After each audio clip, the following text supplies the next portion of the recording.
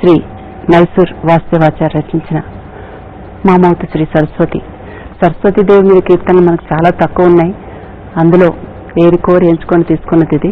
ఇందులో చాలా వరకు మీరు నేర్చుకున్నారు. మిగిలిన భాగాన్ని మనం ఈ ఎపిసోడ్ నేర్చుకోబోతున్నాం.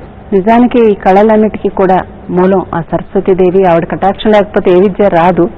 కానీ నాట్యానికి వచ్చేటప్పటికి ఆవిడ గురించిన అంశాలు చాలా తక్కువగానే ఉన్నాయి. అందువల్ల కానీ మనం అసలు ప్రాధాన్యత తీసుకుంటే ప్రతి ప్రదర్శనలో కూడా మనం వాణీపరాకు, గీర్వాణీపరాకు, మమ్మేలు అని చెప్పి చేస్తూ ఉంటాం మన సాంప్రదాయ సిద్ధమైన ప్రార్థన. మరి అటువంటి సరస్వతీదేవి ఐటమ్స్కి వచ్చేటప్పటికి చాలా తక్కువగా అనిపిస్తున్నాయి. కొంతమంది ఏంటంటే అది కావాల్సిన వాళ్ళు, అయ్యో సరస్వతీదేవి మీద లేదే ఒక అంశాన్ని అనిపించుకున్న వాళ్ళు రాయించుకొని దాన్ని స్వరపరుచుకొని నాట్యాన్ని చేస్తూ ఉంటారు. ఇది చాలా తక్కువగా ఉన్న కీర్తనలో నాకు ఇది నేను తీసుకోవాలని అనిపించింది.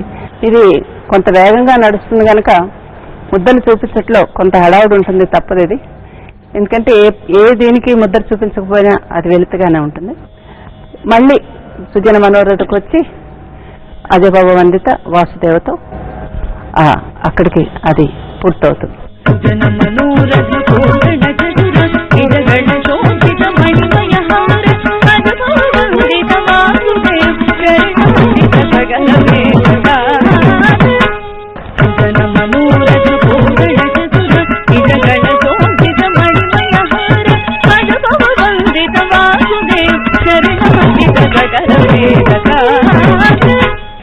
ముగింపు పల్లవికి వచ్చేవచ్చు, కానీ చరణంలోంచి పల్లవికి వెళ్ళేటప్పుడు ఒక చిన్న స్వరం లాంటిదో జతి లాంటిదో పెట్టుకుంటే బాగుంటుంది కదా.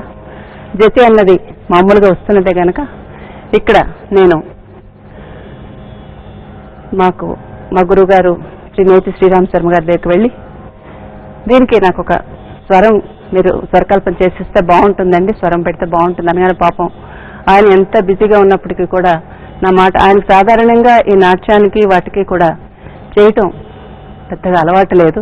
కానీ నేను అడిగాను కనుక నా మాట కాదనలేక వెంటనే అక్కడికక్కడే ఆయన ఈ స్వరాన్ని చేసిచ్చారు. దాన్ని నాట్య రూపంలో మేము చేయడం జరిగింది. ఇప్పుడు మరి ఆ స్వరం చూద్దాం. మగ